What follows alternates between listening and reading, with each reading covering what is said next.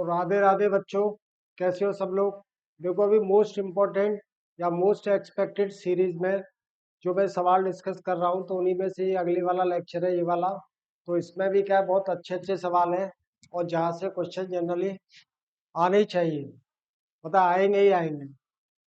Data अलग हो सकता है, थोड़ा सा स्ट्रक्चर वगैरह का डिफरेंस हो सकता है, लेकिन कंसेप्ट वही रहेगा। तो देखो ये पहला सवाल है हमारे पास में, क्या कह रहा है, Which of the following statement is valid for dipole moment values of cis and trans F2N2?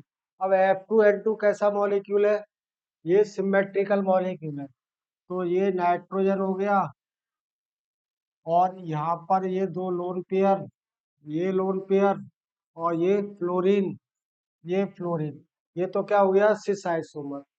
इसी तरह से जो ट्रांस आइसोमर है वो क्या हो जाएगा, एन एफ अपोजिट साइड में आ गई, ये अपोजिट साइड में यहाँ पर लोन पेयर और ये लोन पेयर। अब ये देखो कि यहाँ पर देख ले हम कि यहाँ पर एफ एफ दोनों सेम साइड पर है, यानी कि फ्लोरीन इज मोर इलेक्ट्रोनेगेटिव, तो ये इलेक्ट्रॉन विथड्रॉ कर रहा है, ये भी विथड्रॉ कर रहा है। दोनों के जो बीच में एंगल है बेसिकली वो क्या रहना चाहिए, लगभग 60 डिग्री के आसपास आएगा। अगर इसको पीछे मिला दे तो approximately it will be 60 degree. वहीं इसकी बात करें कि ये एग्जैक्टली एक दूसरे के एंटी पोजीशन पर है, तो एंगल कितना है यहाँ पर, 180 डिग्री है। यानी कि म्यू ऑफ ट्रांस, ये कौन सा हो गया, ट्रांस आइसोमर हो गया। इसके लिए म्यू की वैल्यू क्या होगी, 0। दोनों एक दूसरे को क्या कर रहे हैं, कैंसिल आउट कर रहे हैं। अब यहाँ पर देखें, क्योंकि ये तो कैंसिल आउट कर नहीं रहे, कि दो अगर इलेक्ट्रॉन विड्रॉइंग फोर्सेज हैं किसी भी ब्लॉक पे लगे हुए हैं, तो उनके बीच में एंगल जितना ज्यादा कम होता जाएगा, डायपोल मोमेंट की वैल्यू क्या होती जाएगी, बढ़ती जाएगी। तो mu will not be equals to 0। ठीक है ना। तो अब क्या करेंगे कि यहाँ पर क्या आ जाएगा हमारे पास में, ये ऑर्डर, कि mu of cis isomer will be greater than mu of trans isomer. ठीक है ना। तो ये पहला वाला सवाल हुआ। इसके बाद देखते हैं next question. After this next question क्या है हमारे पास, the cyclization cyclization reaction given below the most probable product form in the reaction. देखो NaH क्या है, बहुत स्ट्रॉन्गर बेस, और यहाँ पर ये वाला OH और इस वाला OH दोनों ही कैसे, ये एसिडिक है। लेकिन ब्रोमीन कैसा दे रहा है, -I इफेक्ट दे रहा है।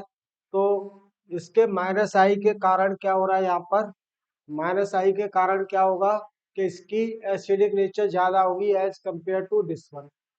तो first step of the reaction क्या हो जाएगा कि ये हमारे पास OH 1 2 3 कितने यहाँ पर, ये OH और कार्बन 2 3 4, और यहाँ पर भी क्या है, ये OH, यहाँ पर क्या लगा हुआ है, ये Br।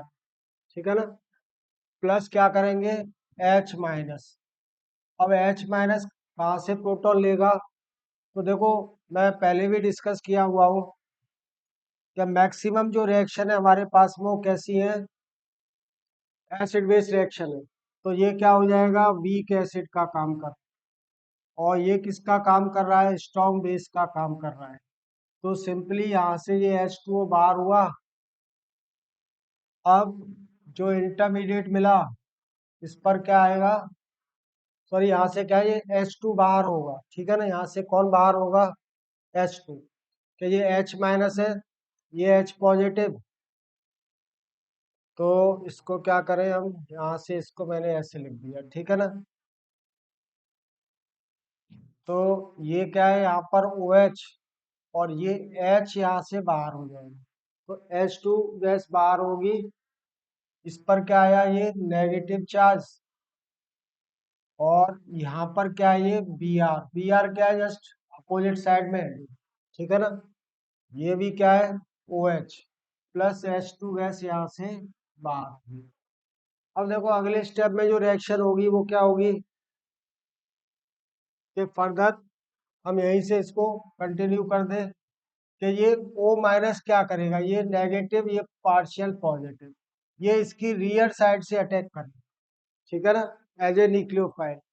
और ये Br यहाँ से इलेक्ट्रॉन लेके बाहर हो जाएगा। तो क्या मिला, इन दोनों के बीच में क्या आएगा, ये ऑक्सीजन, और इस पर क्या रहा, ये 1 2 3 4, 1 2 3 4, 1 2 3 4, ठीक है ना। तो ये वाला OH यहाँ आ गया। और ये इसको क्या शो करेंगे हम, डार्क लाइन्स, डैश लाइन्स, ठीक है ना, क्योंकि ये क्या अपर प्लेन से अटैक कर रहा है। ये यहाँ पे बना हुआ है ना डैश लाइन, तो इसके जस्ट अपोजिट साइड से आएगा। तो अब हम आंसर चेक कर ले, तो आंसर क्या आ जाएगा हमारे पास में, इसका C will be the answer, ठीक है। इसके लिए आंसर क्या हो जाएगा, C will be the answer, correct answer.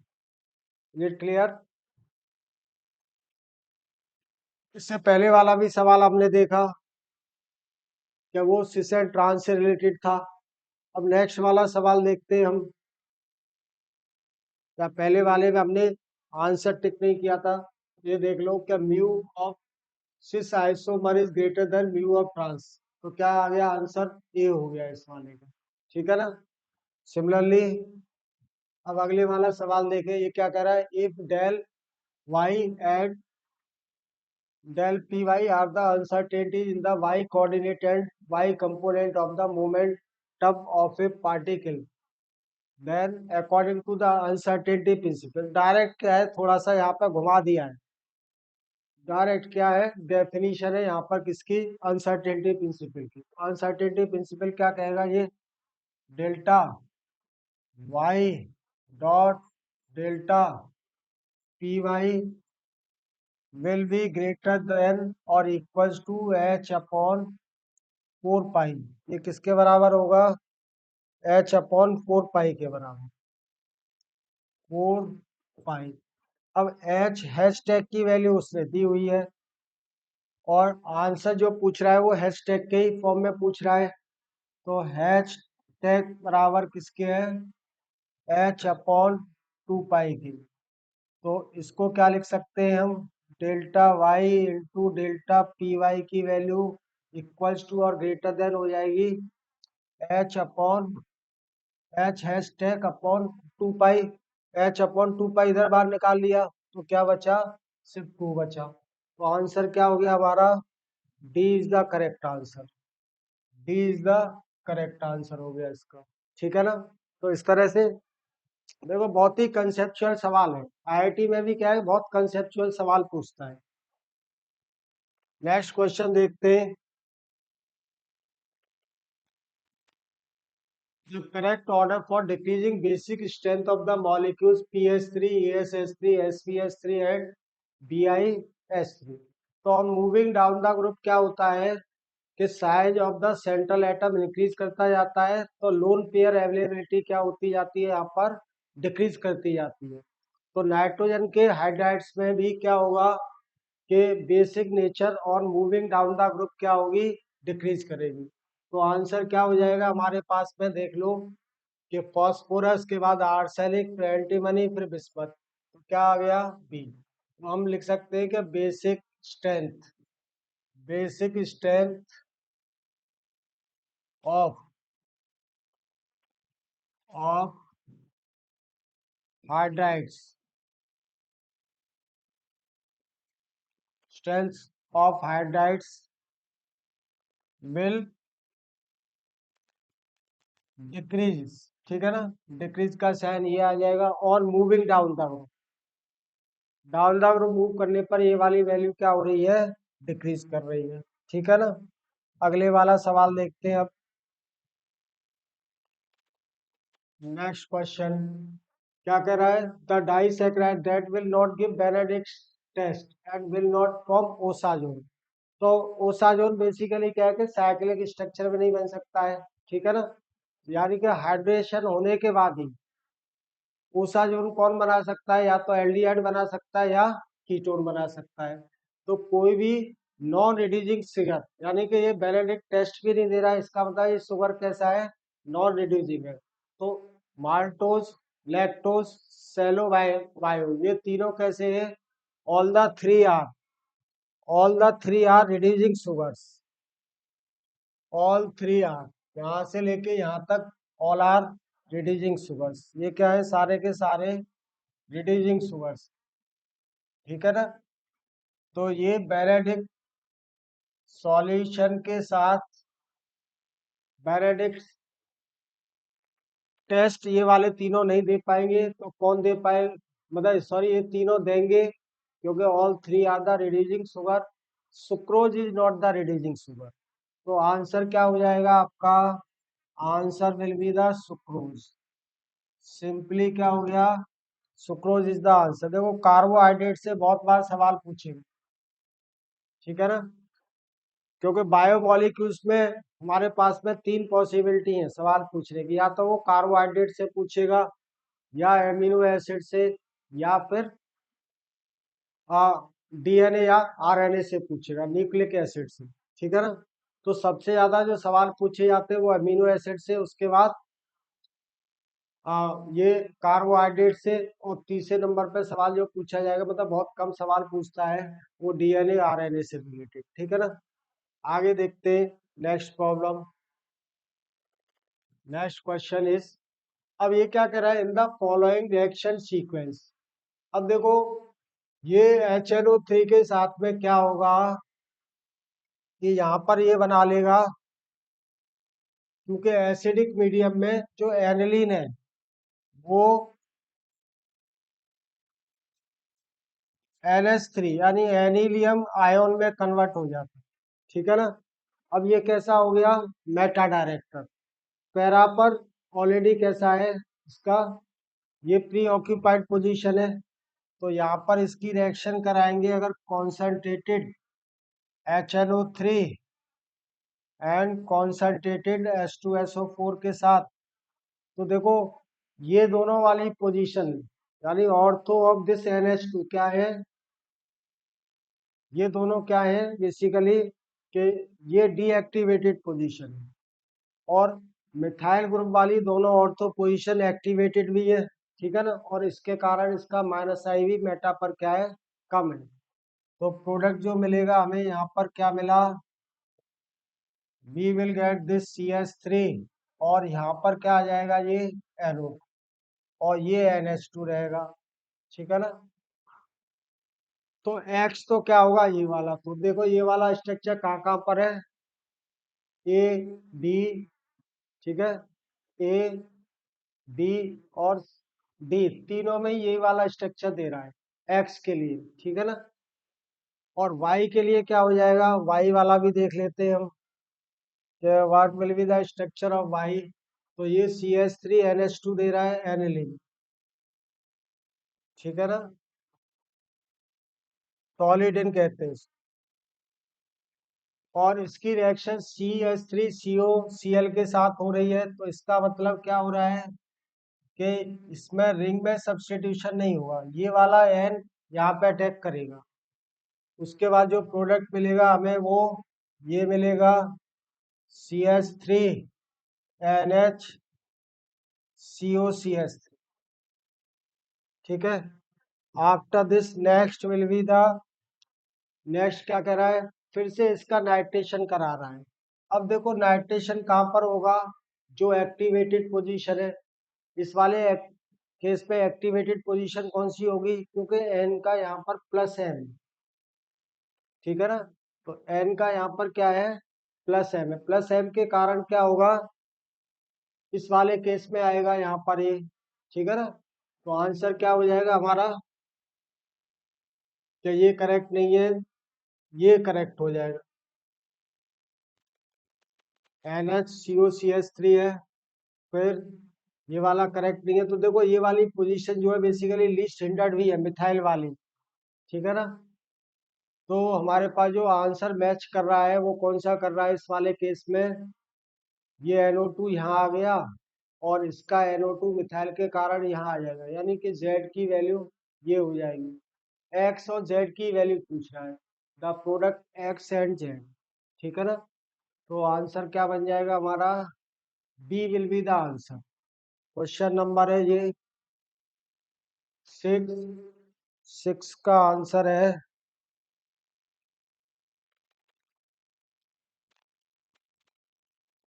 Sorry, D is the answer, ठीक है ना, क्योंकि ये NHCOCH3 क्या है, क्या मोर प्लस एब इफेक्ट दे रहा है, ठीक है ना, तो आंसर क्या हो गया इसका, D is the answer, D is the correct answer, okay ना। After this next question is, अगले वाला सवाल देखते हैं।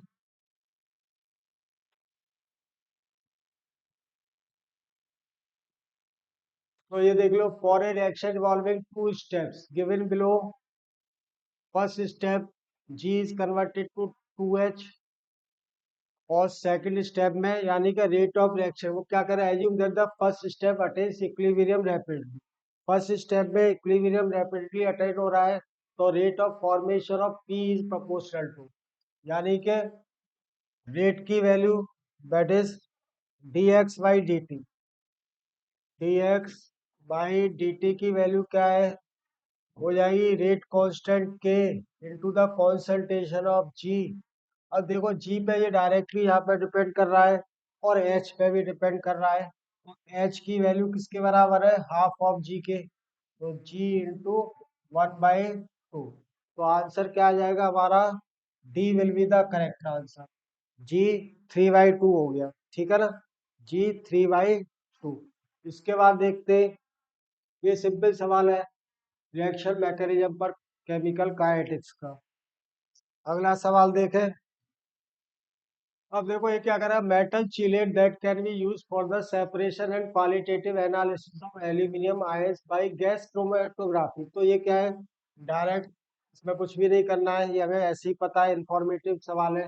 क्या होता है, trifluoro acetyl acetone, trifluoro acetyl acetone का फॉर्मूला क्या हो जाएगा, CF3, C double bond O CH2 COCH3, ठीक है, ये एसीटोन आ गया, और इसमें क्या लगा हुआ है, ट्राईफ्लोरो एसिटाइल, CH3CO ग्रुप को क्या कहते हैं हम, एसिटाइल ग्रुप।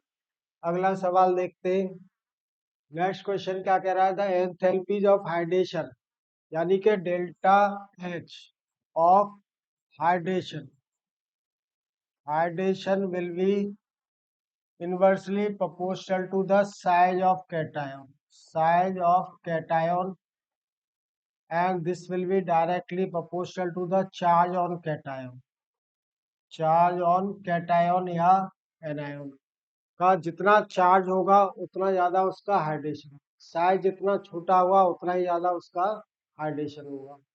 तो on moving left to right, on moving left to right क्या होता है, साइज डिक्रीज होता जाता है due to the effective nuclear charge. तो देखो जिंक सबसे लास्ट में आएगा, उसके बाद Mn, उसके बाद Ca2 पॉजिटिव, तो D will be the answer, ठीक है ना, सिंपली कंसेप्ट बेस्ड क्वेश्चन। अगला सवाल देखते हैं हम। The number of terminal carbonyl group present in the, ये बहुत ही इंपॉर्टेंट सवाल है, एनसीईआरटी में, एनसीईआरटी में भी दिया हुआ है, देख लेना आप, ठीक है ना। एनसीईआरटी का तो एक एक वर्ड जो भी दिया हुआ है, एक एक सेंटेंस, हर सेंटेंस इंपॉर्टेंट है, कहीं से भी वो सवाल बना देता है। तो इसका स्ट्रक्चर क्या है हमारे पास, ये Fe हो गया, और एक ये है, ये यहाँ पर कार्बन मोनोऑक्साइड, ये कार्बन मोनोऑक्साइड, और ये तीन कार्बन, ये तीन कार्बन मोनोऑक्साइड इधर लगे हुए हैं, ये तीन इधर लगे हुए, क्या बना रहा है, ये कोऑर्डिनेट। और देखो तीन वाले जो होते हैं, जो तीन सीओ ग्रुप है, वो ब्रिज लिगेंड का काम करते हैं, दिस इज सीओ, और एक ये सीओ यहाँ पर, ठीक है ना, ये इस तरह से। तो देख लो सवाल क्या हो गया हमारे पास में, क्या कह रहा है, number of terminal carbonyl group present in Fe2CO whole line, दो आयरन है, और कितने सी हो गए, तीन यहाँ 6 और तीन यहाँ, तो ब्रिज वाला कितना हो जाएगा, आंसर 6, ठीक है ना, सॉरी ब्रिज के अलावा टर्मिनल पर, तो टर्मिनल, टर्मिनल सीओ कितना हो गया, 6, तो आंसर क्या आ जाएगा हमारा, C will be the answer, C will be the answer, answer is C, okay ना। आगे देखते हैं नेक्स्ट क्वेश्चन। अगला सवाल क्या कह रहा है, among the following, donors the one that forms most stable adduct with the Lewis base. Lewis acid और लुईस बेस से जो रिएक्शन से जो प्रोडक्ट मिलता है उसको क्या कहते हैं, हम एडक्ट कहते हैं। अब देखो यहाँ पर ये तो क्या है, एक ही है हमारे पास, B C S three whole thrice, इसके पास वैकेंट पी ऑर्बिटल है, तो ये क्या है, लुईस एसिड। अब कौन स्ट्रॉन्गर वो बना सकता है एडक्ट, तो ये देख ले कि ये हमारे पास पायरिडिन, ये लोन पेयर पायरिडिन, इसकी फोर्थ पोजीशन पे क्या है, ये मिथाइल। अब देखो यहाँ पे जितना ज्यादा ये हिंडर्ड होगा उतना ही वीकर एडक्ट बनेगा, क्योंकि ये जितना लीस्ट हिंडर्ड होगा उतना इजीली इसको इलेक्ट्रॉन दे देगा। तो आंसर क्या हो जाएगा, answer will be the least hindered कौन है, 4 मिथाइल 2,6। इसकी बात करेंगे तो इसका स्ट्रक्चर क्या है हमारे पास, ये हो गया, बहुत ज्यादा हिंडर्ड हो गया, 2,6 डाई मिथाइल पायरिडिन। 4 नाइट्रोपायरिडिन, 4 नाइट्रोपायरिडिन क्या कर रहा है कि यहाँ पर ये नाइट्रोजन एटम इलेक्ट्रॉन विड्रॉ कर रहा है NO2, तो उसके कारण इसकी इलेक्ट्रॉन डोनेटिंग टेंडेंसी को क्या कर रहा है, डिक्रीज कर रहा है। और 2,6 डाई टर्शरी ब्यूटाइल पायरिडिन, मतलब टर्शरी ब्यूटाइल का साइज तो इससे भी ज्यादा बड़ा हो गया, वो तो एडेक्ट बना ही नहीं पाएगा, ठीक है ना। तो आंसर क्या हो जाएगा हमारा, answer will be the A, A will be the answer. After this next सवाल देखें, क्या है the IUPAC nomenclature of NaPCl6, क्या है ये हमारे पास में NaPCl6। तो देखो Na जो यहाँ पर जो कोऑर्डिनेट कॉम्प्लेक्स है वो कैसा बन रहा है, एनायन है, तो लास्ट में AT लगता है ऑलवेज, एनायन में सबसे पहले कैटायन का नाम लिखा जाएगा, तो दिस विल बिकम सोडियम और हेक्सा, हेक्सा क्योंकि 6 है, क्लोरो, हेक्सा क्लोरो। और फॉस्फेरस के लिए क्या हो जाएगा नेम, फॉस्फेट, ये इसका IUPAC नेम बन गया फॉस्फेट। और इसका ऑक्सीडेशन नंबर कितना है, 5, क्योंकि एक Cl और Na को निकाल दे तो ये PCl5 बन गया, तो PCl5 का मतलब क्या हो गया, ऑक्सीडेशन नंबर 5, ठीक है ना। तो अब चेक कर लो आंसर, सोडियम हेक्साक्लोरोफॉस्फेट नहीं, सोडियम हेक्साक्लोरोफॉस्फेट, तो B is the correct answer, answer is B simply, ठीक है ना। इसके बाद नेक्स्ट देखते हैं क्वेश्चन, अगला सवाल देख लो, एंड ये बहुत इंपॉर्टेंट है, ये भी NCERT में दिया हुआ है, जहाँ पर लोग यार ध्यान नहीं देते, ठीक है ना।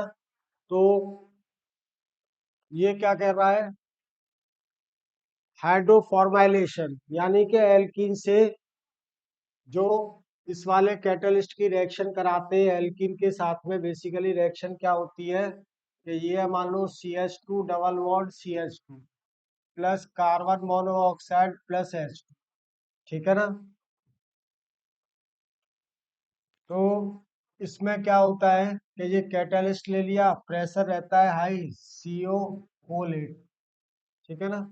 ये छोटा, थोड़ा छोटा बना देते हैं, ये क्या है, कोबाल्ट, कोबाल्ट CO2, ठीक है ना।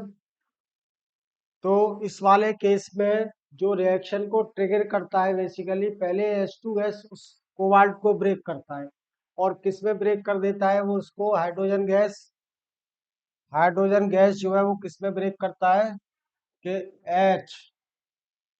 HCO4, इसमें इसको ये ब्रेक करता है, ठीक है ना। उसके बाद ये वाला फिर यहाँ से CO आके ऐड होता है इसके साथ, ठीक है ना, एल्कीन के साथ, तो प्रोडक्ट क्या मिल जाता है हमें यहाँ, फॉर्माइलेशन हो रहा है, यानी कि CHO ग्रुप आ रहा है, ऑक्सो प्रोसेस हो गया ये, ठीक है ना। तो ये एल्कीन से एल्डिहाइड बनाने का तरीका है, तो ये बहुत इंपॉर्टेंट सवाल, तो आंसर क्या आ जाएगा आपका, D will be the answer, D will be the answer, answer is D, ठीक है। ये चेक कर लो, और NCERT में बार बार कह रहा हूं कि आपको NCERT की लाइन को बिल्कुल बहुत रिलीजियसली पढ़ना है, धार्मिक रूप से। जैसे हम पुस्तकें पढ़ते रामायण या श्रीमद् भागवतम, उसी तरह से एनसीईआरटी आपके केमिस्ट्री के लिए है। केमिस्ट्री के लिए नहीं, सारे सब्जेक्ट के लिए। तो the order of polarity of NH3 NF3 and BF3। तो देखो NH3 का स्ट्रक्चर क्या है, ये है यहाँ पर, ये लोन पेयर, ये H, ये H और ये H। ठीक है। NF3 का स्ट्रक्चर क्या है, इसका भी ये स्ट्रक्चर है, क्योंकि हाइब्रिडाइजेशन sp3 है, ये क्या पर लोन पेयर। BF3 का स्ट्रक्चर क्या है कि ये एक फ्लोरीन, दो फ्लोरीन यहाँ, दो फ्लोरीन यहाँ। हाइब्रिडाइजेशन क्या है इसका, sp2। ठीक है ना, इसका हाइब्रिडाइजेशन क्या है, sp2 या sp3 sp2। तो ये इलेक्ट्रॉन रिलीज कर रहा है हाइड्रोजन, ये रिलीज कर रहा है। तो म्यू क्या का डायरेक्शन क्या है, नाइट्रोजन से लोन पेयर की तरफ। यहाँ पर फ्लोरीन नाइट्रोजन से इलेक्ट्रॉन विड्रॉ कर रहा है, ये विड्रॉ कर रहा है। ठीक है ना, तो यहाँ पर डायरेक्शन क्या है ये। और नाइट्रोजन हाइड्रोजन के बीच में हाइड्रोजन इलेक्ट्रॉन डोनेट कर रहा है, तो इलेक्ट्रॉन डेंसिटी को बढ़ा रहा है। फ्लोरीन इलेक्ट्रॉन विड्रॉ कर रहा है, तो इलेक्ट्रॉन डेंसिटी को कम कर रहा है। तो क्या आ जाएगा हमारे पास में, पोलैरिटी का ऑर्डर। तो order of polarity, order of polarity क्या आ जाएगा हमारे पास कि NH3 will be most polar than NF3 after that. अब यहाँ पर तो क्या है कि इसका म्यू जीरो है, भाई ये तो क्या नॉन पोलर हो गया, म्यू की वैल्यू यहाँ जीरो है। यहाँ पर mu is greater than, mu of ammonia is greater than mu of trifluoro nitrogen. ठीक है ना, NF3 से ज्यादा है। तो आंसर क्या बन जाएगा आपका, आंसर क्या बन गया ये चेक कर लो, NH3 then NF3 then BF3। तो B is the correct answer. तो आंसर क्या हो गया हमारा यहाँ पर, B is the correct answer. ठीक है ना, अगला सवाल। अब ये देखो इलेक्ट्रोकेमिस्ट्री का सवाल है। EMF ऑफ द सेल दिया हुआ, the standard potential of calomel electrode इतना दिया हुआ है, the liquid junction potential is zero, the pH of the solution पूछ रहा है। तो सिंपली क्या हो जाएगा कि E cell will become equals to E naught cell minus 0.0591 divided by 1 या n इंटू लॉग। अब देखो ये लेफ्ट हैंड इलेक्ट्रोड में LHE में है, H पॉजिटिव, तो H यहाँ पर आ जाएगा। ठीक है ना, इसकी पावर जो भी है, पर यहाँ पे एक ही ले लेंगे। तो सिंपली वैल्यूज पुट कर देंगे, ये वैल्यूज पुट करेंगे तो ई सेल की वैल्यू कितनी दी है, 0.7530। ई नॉट सेल कितना दिया हुआ है, स्टैंडर्ड पोटेंशियल ये दिया हुआ है 0.2802 माइनस 0.0591 डिवाइडेड बाई क्या हो जाएगा, एन की वैल्यू 1, एक ही इलेक्ट्रॉन ट्रांसफर हो रहा है, तो लॉग ऑफ एच पॉजिटिव। ये वाला टर्म नेगेटिव टर्म क्या बन जाएगा, pH will become equals to 0.7530। इसको इधर ले आएंगे, माइनस 0.2802 डिवाइडेड बाई ये वाला टर्म यहाँ आ जाएगा, तो 0.0591। ठीक है ना, अब इसको कैलकुलेट करेंगे तो डायरेक्टली आंसर आ जाएगा हमारा क्या, 8। pH विल बी 8, ये मैंने कैलकुलेट किया हुआ है ऑलरेडी। ठीक है ना, तो आंसर क्या हो जाएगा इसका, C. C will be the correct answer, C will be the correct answer. Answer is C. Is that clear. तो सिंपली देखो, जो भी सवाल होते हैं वो आप ध्यान से पढ़िए, और सवाल अगर धीरे धीरे पढ़ेंगे तो आपको दो बार नहीं पढ़ना पड़ेगा। ठीक है ना, आगे देखते हैं नेक्स्ट क्वेश्चन।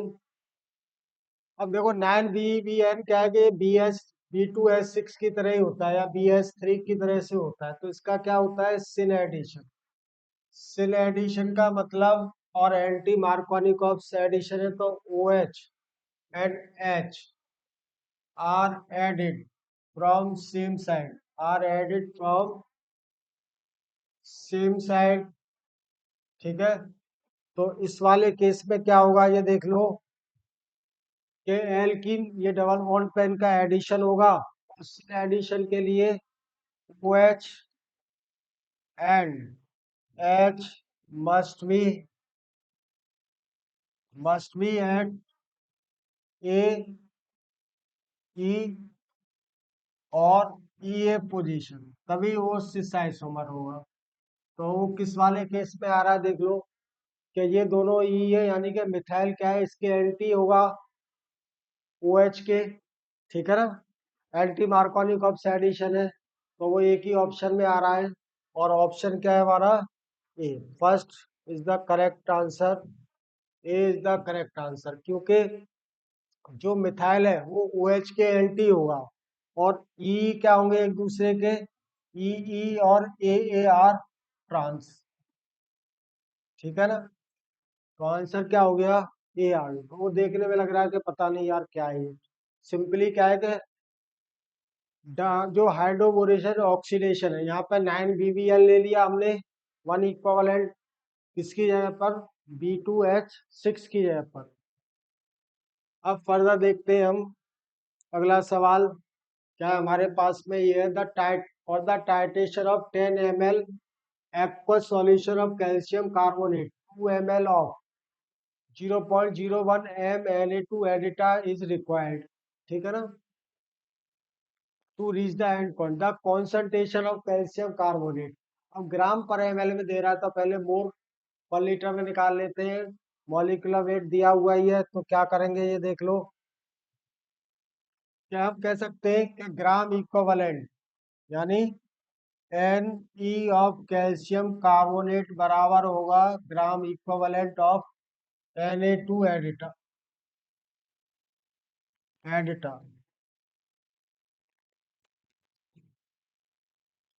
एडिटा, ठीक है ना। अब देखो, यानी कि मोलेटी और वॉल्यूम दिया हुआ है, इसकी मोलेटी यानी M1 हो गई, volume V1 N factor NF1 बराबर हो जाएगा M2V2 इंटू NF2 के बराबर हो गया, ठीक है ना। अब क्या करेंगे कि सिंपली कॉन्सेंट्रेशन पूछ रहा है यानी मोलेटी पूछ रहा है M1 और वॉल्यूम कितना दिया हुआ है इसका 10। एल फैक्टर देखो कैल्शियम कार्बोनेट का क्या होगा, 2 होगा, क्योंकि कैल्शियम का 2 पॉजिटिव चार्ज, तो बराबर हो जाएगा, इसकी मोलेटी कितनी है 0.001, यानी कि ये 10⁻³ और वॉल्यूम कितना है 2, एन फैक्टर इसका भी 2, तो 2 से 2 कैंसिल आउट हो गया, तो M1 की वैल्यू क्या हो जाएगी, ये 2 से 2 कैंसिल, तो 10⁻⁻⁴ आ गई। ये किस में है, मोल पर लीटर में है, ठीक है।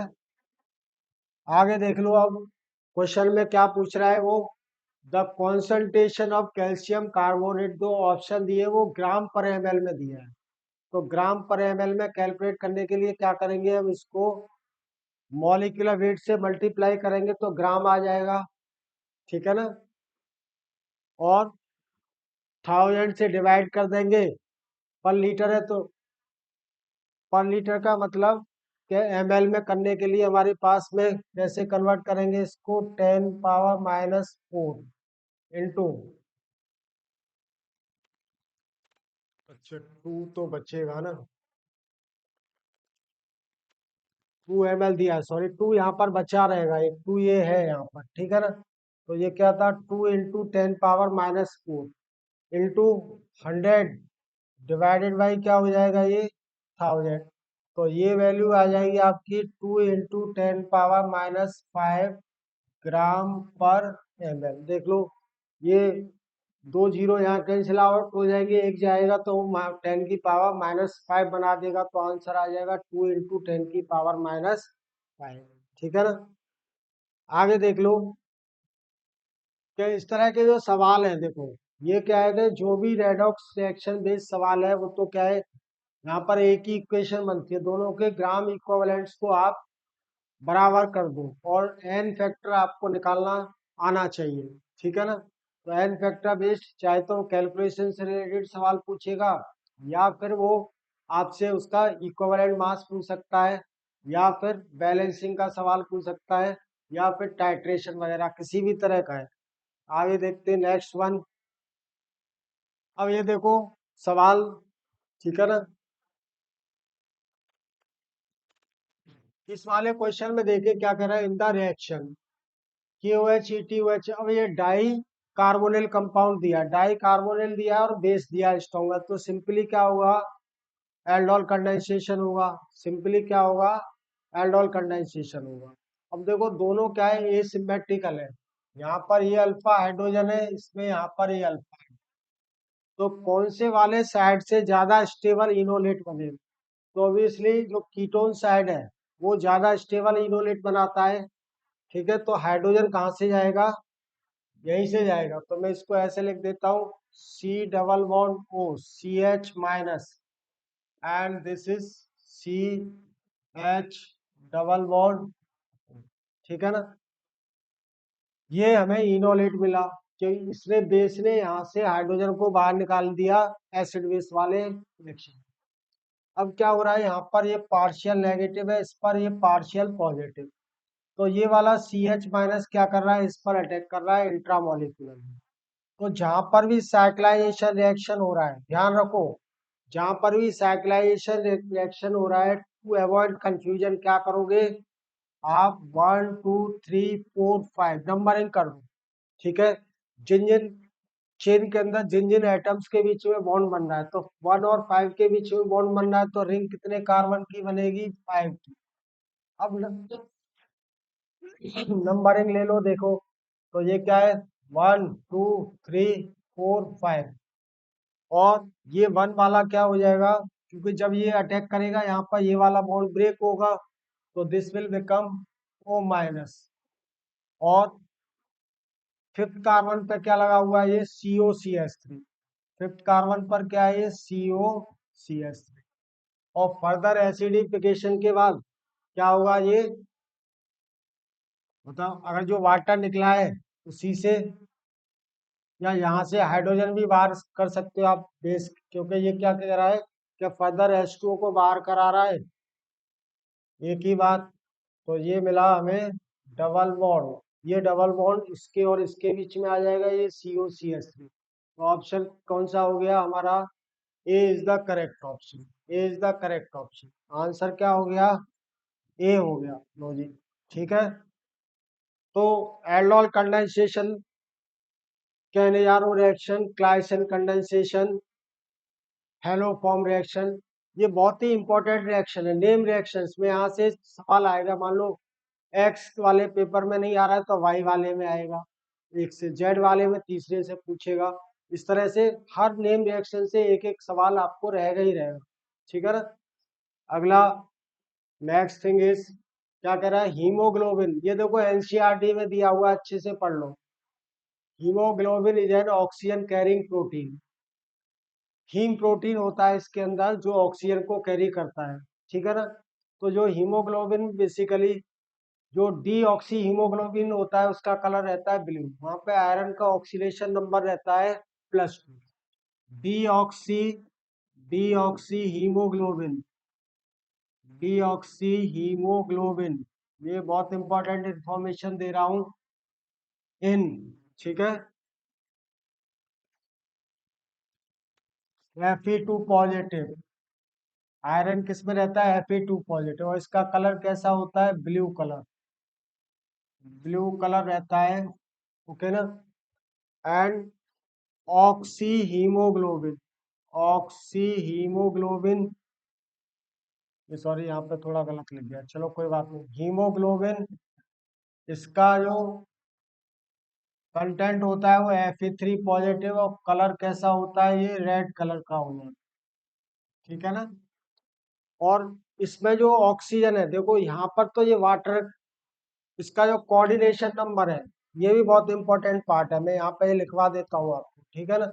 यहाँ पर जो कोऑर्डिनेशन नंबर रहता है वो 6, और 4 वैलेंसी, तो इसकी 4 वैलेंसी आर सेटिस्फाइड विद जो रिंग स्ट्रक्चर रहता है, ठीक है ना, उसके अंदर 4 वैलेंसी नाइट्रोजन से रहती है और 1 वैलेंसी ऑक्सीजन से रहती है इसकी। ठीक है ना। तो ऑक्सी हीमोग्लोबिन में जो H2O है उसको वो रिप्लेस कर देता है, और 1 वैलेंसी प्रोटीन वाले, जो भी प्रोटीन वाला पार्ट है उससे इसकी सेटिस्फाइड रहती है। तो यहाँ पर जो ऑक्सीजन रहता है वो O2 माइनस के रूप में रहता है, सॉरी सिंगल नेगेटिव रहता है इसका चार्ज। ठीक है ना। O2 यानी ये क्या हो गया, O2 माइनस क्या हो गया, परऑक्साइड हो गया ऑक्सीजन का। परऑक्साइड में ये कैरी करता है ऑक्सी हीमोग्लोबिन, यानी जब ये ऑक्सीजन को वहां से लेता है लंग से, तब itself is converted to O2 minus. अब माइनस कैसे बनना है कि Fe2 पॉजिटिव 1 इलेक्ट्रॉन लूज कर देता है इस वाले ऑक्सीजन को, और ये कन्वर्ट हो जाता है Fe3 पॉजिटिव के अंदर। ठीक है ना। तो आंसर देख लो, the metal is low spin, किस में रहता है ये, लो स्पिन में रहता है बेसिकली। ठीक है ना, क्योंकि इसमें क्या है,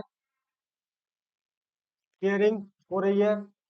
आगे देखिए, oxidation state while the dioxygen is in O2 form. तो आंसर क्या बन गया आपका, this answer is A. Answer क्या हो गया, A is the correct answer. ठीक है, आंसर इज ए, सिंपल। तो ये इंफॉर्मेशन वाला है, एनसीईआरटी में कोऑर्डिनेशन कंपाउंड वाले चैप्टर में ये दिया हुआ है लास्ट में।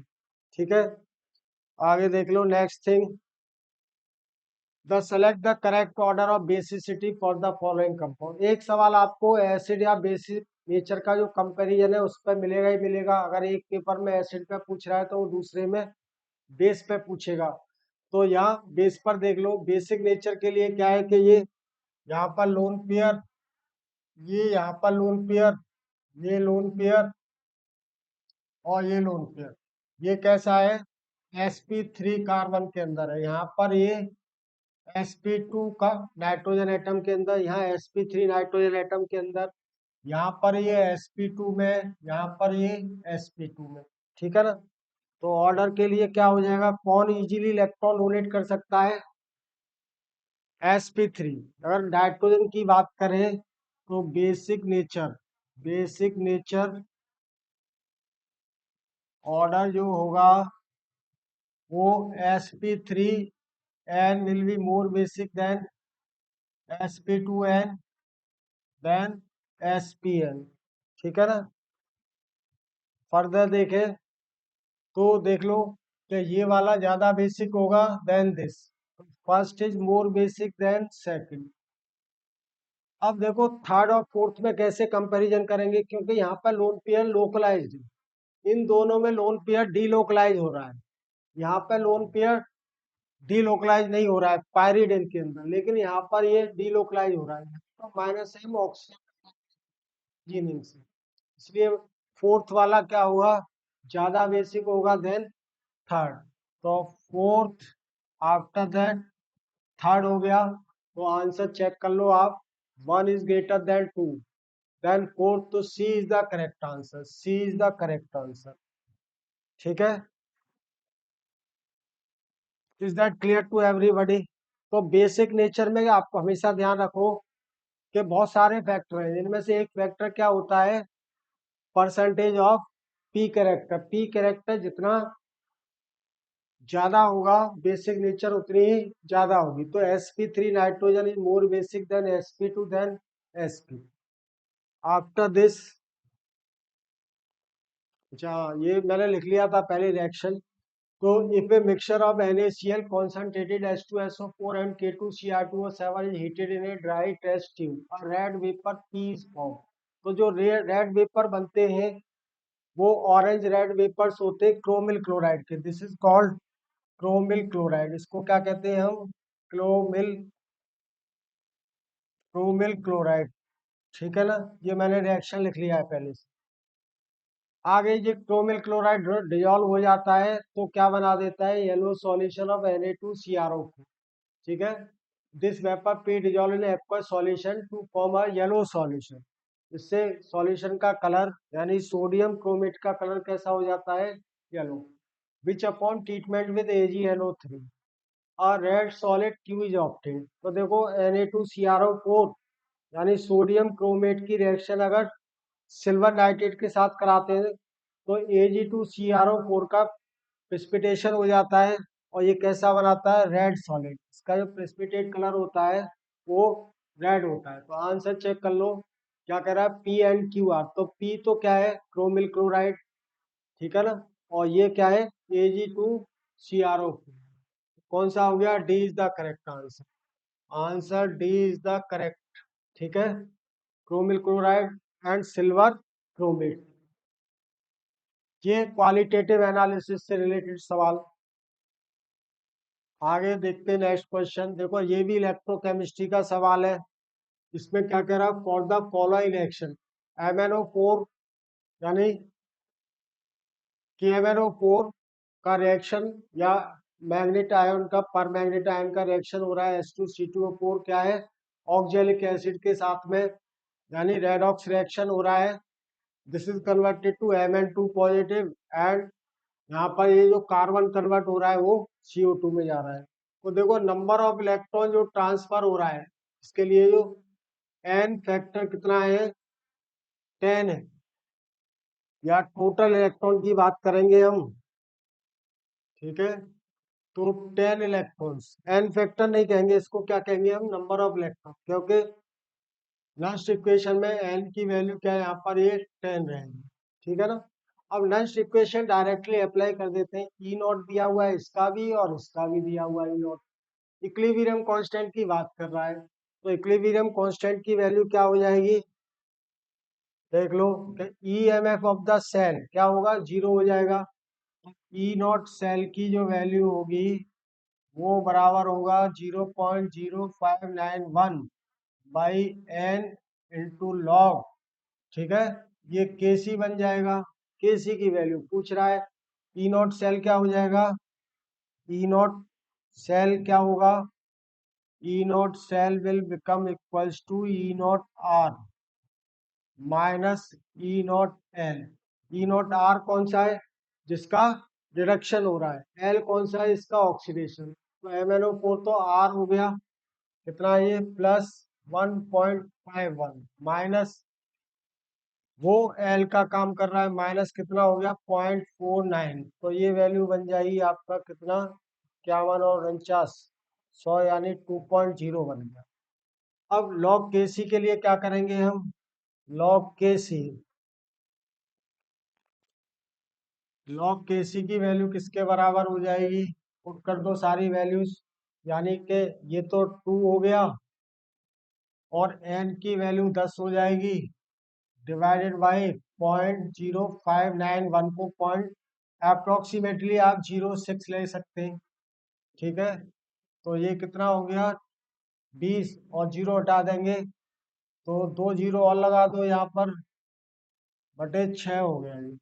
तो 6 तिया 18, 6 तिया 18, 6 तिया 18, यानी अप्रोक्सीमेट ले लिया हम लोग, 338 आ जाएगा। एग्जैक्ट वैल्यू कितनी है, ये 0.0591। तो आंसर क्या बन जाएगा, B will be the correct answer, ठीक है ना, क्योंकि इसका एंटी लॉग लेंगे तो 10 की पावर में आ जाएगा। के सी क्या हो जाएगा, 10 पावर 338, ठीक है। तो ये आंसर आ गया आपका, this is the correct answer B. ये वाली बात क्लियर हुई। आगे देखो next question, the major product form in the following reaction. तो रिएक्शन का नाम क्या है, ये Diels Alder reaction, Diels Alder reaction है ये। अब देखो यहाँ पर क्या हो रहा है, ये इलेक्ट्रॉन दे रहा है तो इस पर क्या है, ये इलेक्ट्रॉन विड्रॉ कर रहा है, यहाँ पॉजिटिव चार्ज हो रहा है, ये इलेक्ट्रॉन रिलीज कर रहा है, यहाँ नेगेटिव चार्ज, यानी कि पॉजिटिव को नेगेटिव से जोड़ना है। तो 6 मेंबर रिंग बन जाएगी, ठीक है ना, 6 मेंबर रिंग बना देता हूँ मैं। और ये वाला पार्ट कौन सा है, OMe वाला ले लिया, और ये पाई बॉन्ड यहाँ शिफ्ट कर जाएगा, इस पर क्या है, ये हमारा OSIMe3, ठीक है ना। आगे देखते हैं हम कि अब इस वाले केस में क्या होगा, कि देखो कि ये वाला कार्बन कहाँ पे जुड़ेगा, इसके साथ, CN वाला इसके साथ आएगा, यहाँ पर ये CN बनाएगा, ठीक है ना, ये बन गया। अब इसका क्या कह रहा है, वो हाइड्रोलिसिस करा रहा है। इसका हाइड्रोलिसिस होगा एक्वस H पॉजिटिव के साथ में, तो देखो ये वाला OH हो जाएगा, ठीक है, ये OH हो गया। और यहाँ पर ये क्या है, ये भी OH आएगा, ये पाई बॉन्ड शिफ्ट हो जाएगा, ठीक है। और CN कहाँ पर है, CN OMe वाले पर था, ये यहाँ पर था, ये क्लियर। और ये क्या है, अब देखो टॉटोमराइजेशन इसका होगा, इसका जब टॉटोमराइजेशन होगा तो यहाँ पर ये कीटोन बन जाएगा, डबल बॉन्ड, और ये क्या रहा, OH, ठीक है ना।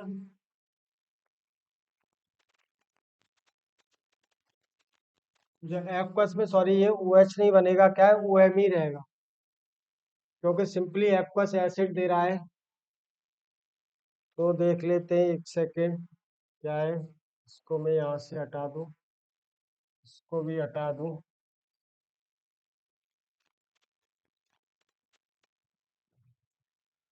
तो ये क्या रहा, OMe, और ये क्या रहा, OMe, ठीक है ना।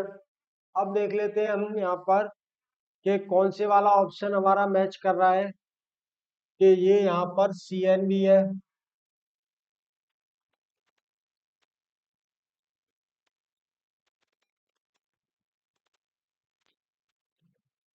चलिए इसको फिर मैं नेक्स्ट क्लास में डिस्कस करूंगा बेटा थोड़ा, ठीक है ना, मैंने ध्यान नहीं दिया इसको।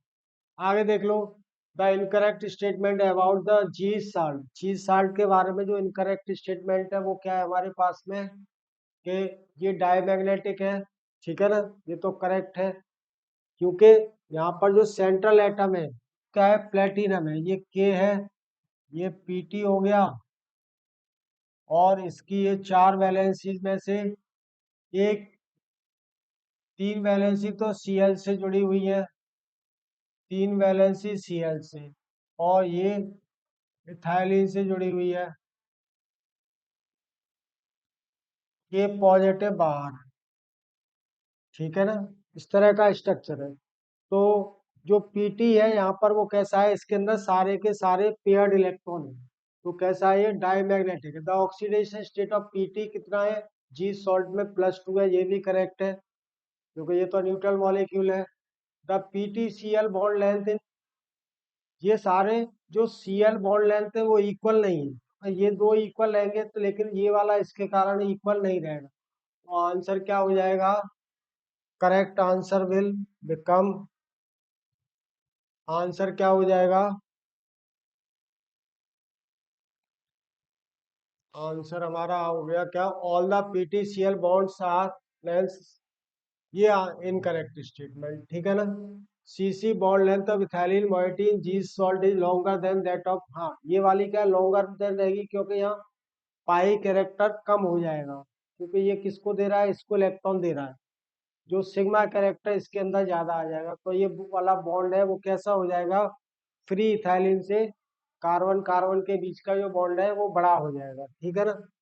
आगे देखते हैं, नेक्स्ट क्वेश्चन क्या कह रहा था, least acidic among the following compound, तो ये मैंने पहले भी बताया था कि जो ट्रिपल बॉन्ड कार्बन है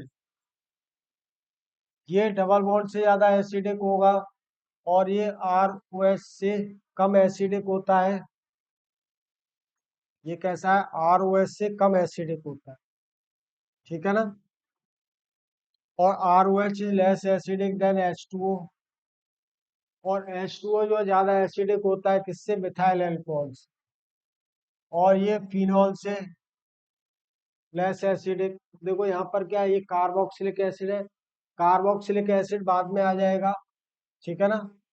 इसके बाद कह सकते हैं हम RCOH, और फिर मिनरल एसिड, मिनरल एसिड में इनऑर्गेनिक एसिड लाइक H2SO4, ठीक है। तो सबसे लीस्ट एसिडिक क्या हो गया, M is the least acidic, clear. तो ये क्वेश्चन मैंने कुछ डिस्कस किए, इससे पिछले वाला जो सवाल था बेटा मैं वो नेक्स्ट क्लास में बता दूंगा, एक बार देख के, ठीक है ना। तो चलो ओके देन। तो ये सवाल सॉल्व कर लो इनमें से 100% एज इट इज, नहीं तो आपको कंसेप्ट बेस्ड क्वेश्चन जरूर जरूर मिलेंगे, ठीक है। और आपकी प्रैक्टिस भी होती जा रही है और रिवीजन भी होता जाएगा। तो जय हिंद, जय भारत।